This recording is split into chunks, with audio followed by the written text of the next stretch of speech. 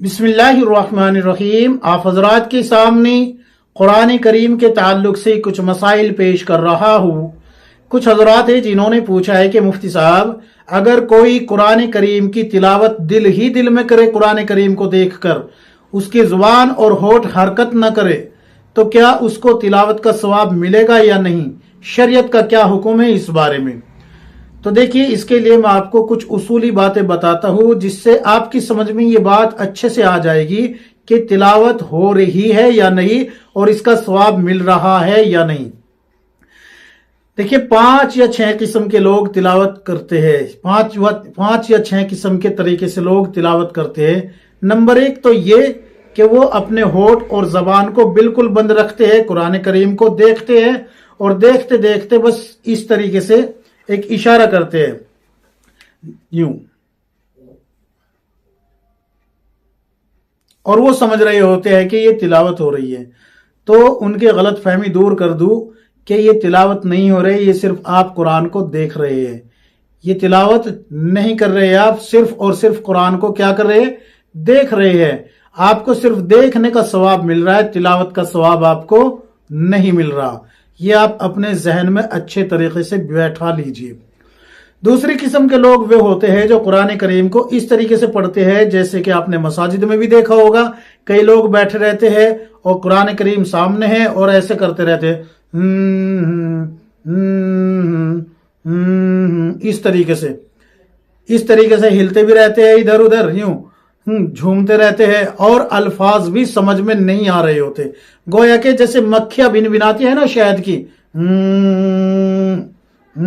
इस तरीके से।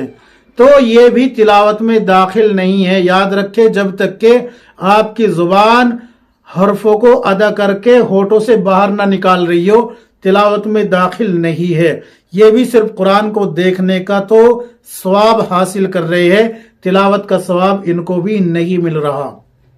तीसरे किस्म के लोग जो है वो इन दोनों से ज्यादा खतरनाक है।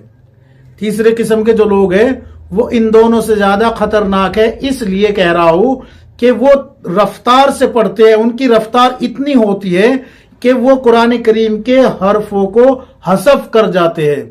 क्या कर जाते हैं? हज़फ कर जाते हैं, यानी कि कट कर जाते हैं, काट देते हैं हरफों को। मैं तिलावत करके नहीं बता सकता उनको, क्योंकि माने में तगय्युर पैदा हो जाता है, माना बिगड़ जाता है। तो इनको 2 गुनाह मिलेंगे, इनको बजाय सवाब के 2 गुनाह मिल रहे हैं। नंबर 1 तो तरतील से तिलावत ना करने का, क्योंकि कुरान करीम कह रहा है, अल्लाह कुरान में फरमाता है वरत्तिलिल कुरान तरतीला, के कुरान को तरतील से पढ़ो। तो ये जो पढ़ने वाले हैं, ये जो रफ्तार से पढ़ के जा रहे हैं, तो एक तो तरतील से ना पढ़ने का गुनाह, दूसरा हर्फ को हज़फ करने का गुनाह, जिससे कि माने में तगय्युर पैदा हो जाए। तो ये 2 गुनाह इनके सर पे पड़ रहे हैं। तो ये 3 किस्में हो गई। चौथी किस्म वो है कि ये कुरान करीम को ठहर ठहर के पढ़ते हैं, अदब की रियायत के साथ, तरतील की रियायत के साथ पढ़ते हैं। मिसाल के तौर पे अलिफ लाम मीम ज़ालिकल किताबु ला रैब फीह हुदल लिल मुत्तकीन, इस तरीके से एक एक आयत को ठहर ठहर के पढ़ते हैं, लेकिन आवाज नीची होती है इनकी।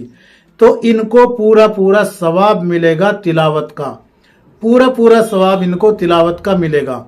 याद रखें, यहां एक मसला सुलझा देता हूं, खवातीन के लिए हर हाल में नीची आवाज में ही कुरान की तिलावत करना है। क्यों? इसलिए कि उनकी आवाज का भी पर्दा है। अगर किसी गैर महरम ने आवाज सुनी तो ये पर्दा चाक हो गया, और पर्दा चाक होने का गुनाह उनके सर पे पड़ेगा, अगरचे वो तिलावत ही कर रही हो। यहां ये मसला समझ लीजिए, खवातीन के लिए है। तो ये जो नीची आवाज में तिलावत कर रहे हैं, ये सवाब के मुस्तहिक है। और एक है ऊंची आवाज में तिलावत करने वाले, जैसे कि अल्लाह के रसूल सल्लल्लाहु अलैहि वसल्लम ने भी फरमाया है कि ऊंची आवाज से तिलावत किया करो और अच्छी आवाज के साथ कुरान को मुज़य्यन करो। तो ये इस तरीके से करते हैं, अलिफ लाम मीम ज़ालिकल किताबु ला रैब फीह हुदल लिल मुत्तकीन, इस तरीके से ये जो है तिलावत करते हैं। तो तिलावत का सवाब तो मिल जाएगा इनको, लेकिन अगर इनके पास कोई बैठा हुआ है और वो गफलत बरत रहा है तो इस गफलत का जो उस पे गुनाह होगा, इनको ऊंची आवाज से पढ़ने का भी हो सकता है। हालांकि नहीं लिखा कि गुनाह होगा, लेकिन वो जो गफलत बरत रहा है ना, उनको सुनाने का इनको गुनाह हो सकता है। एक तो ये, दूसरी ये कि अगर कोई सोया हुआ है, किसी के आराम में खलल पैदा होगा इतने ऊंची आवाज से तिलावत करने की वजह से, तो क्या होगा कि उसकी नींद में, उसके आराम में खलल पैदा करने का गुनाह सर पे आ सकता है। इसलिए बेहतर यह है कि अगर आप अकेले हैं, मस्जिद में हैं या कहीं अकेले हैं, तो फिर आप चाहे जितनी ऊंची आवाज से तिलावत कर लीजिए। मर्द हजरात के लिए बता रहा हूं, औरत के लिए नहीं। औरत तो चाहे अकेली हो या फिर जो है मजलिस हो औरतों की, या फिर कोई गैर महरम के आने का इम्कान हो, या आवाज गली में बाहर जाने का, मकान से बाहर जाने का इम्कान हो, चाहे ना हो, हर हाल में जो है धीमी आवाज में ही तिलावत करनी है। इसलिए कि जाहिर सी बात है कि बाहर आवाज जा सकती है। उलमा से मैंने सुना है कि हजरत आयशा रज़ियल्लाहु अन्हा एक मरतबा तिलावत फरमा रही थी, तो अल्लाह के रसूल सल्लल्लाहु अलैहि वसल्लम जब घर से बाहर निकले तो अम्मी आयशा रज़ियल्लाहु अन्हा की आवाज सुनी। तो आवाज सुन के आप सल्लल्लाहु अलैहि वसल्लम ने कान लगाया दीवार को कि आ कहां से रही है। तो एक दीवार में सुराख था, उसमें से आवाज आ रही थी। आप सल्लल्लाहु अलैहि वसल्लम ने दीवार के दूसरे हिस्से में से कुछ मिट्टी उठाई और उसको कूट के उस सुराख को बंद कर दिया। तो पता ये लगा कि तिलावत के वक्त भी औरत की आवाज पस्त होनी चाहिए, धीमी होनी चाहिए। मर्द हजरात के लिए यह है कि वो चाहे तो जितनी ऊंची आवाज करके तिलावत कर सकता है, लेकिन इतनी ना हो कि वजू टूटने का इम्कान हो जाए कि ऊपर से आवाज और कुरान की आवाज आ रही है और नीचे से री खारिज होने का इम्कान हो जाता है। तो इसलिए इतनी ऊंची भी ना हो। यही मसला लिखा है किताबों के अंदर के इतनी ऊंची भी ना हो। अजान के बारे में भी यही है कि इतना चीखने की जरूरत नहीं है। ये 5 किस्में हो गई। इनमें 2 किस्म वालों को तो सवाब पक्का मिल रहा है। एक वो जो दरमियानी आवाज से पढ़ रहा है और एक ये ऊंची आवाज से, और 3 किस्म के लोग, इनको तिलावत का सवाब नहीं मिल रहा। अच्छा, एक वो होते हैं जिन्होंने कुरान करीम को नहीं पढ़ा, वो सिर्फ ये समझते हैं कि हम ये जो कुरान करीम हाथ में है हमारे, इसको हम इस तरीके से पढ़े, वजू करके बैठ गए, उस पर उंगली फेर रही है और ये कह रहे हैं बिस्मिल्लाहिर्रहमानिर्रहीम, बिस्मिल्लाहिर्रहमानिर्रहीम, बिस्मिल्लाहिर्रहमानिर्रहीम। तो इससे भी आपको तिलावत का सवाब नहीं मिलेगा। क्यों नहीं मिलेगा? इसलिए नहीं मिलेगा कि पूरा कुरान बिस्मिल्लाह नहीं है।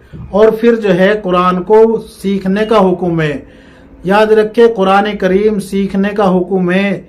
आपको कुरान करीम सीखना है। हाँ, अगर किसी को नहीं आता और याद नहीं है और वो इस तरीके से पढ़ रहा है, तो उसको बिस्मिल्लाहिर्रहमानिर्रहीम सिर्फ 1 मरतबा पढ़ना है शुरू में, और फिर उंगली फेरते हुए आपको क्या करना है, ये अल्लाह का कलाम है, ये अल्लाह का कलाम है, ये अल्लाह का कलाम है। एक एक आयत पे इस तरीके से आप उंगली फेरते चले जाए। हजरत मुफ्ती तकी उस्मानी साहब ने फतावा उस्मानी में लिखा है कि इनको सवाब मिल जाएगा इस तरीके से तिलावत करने से।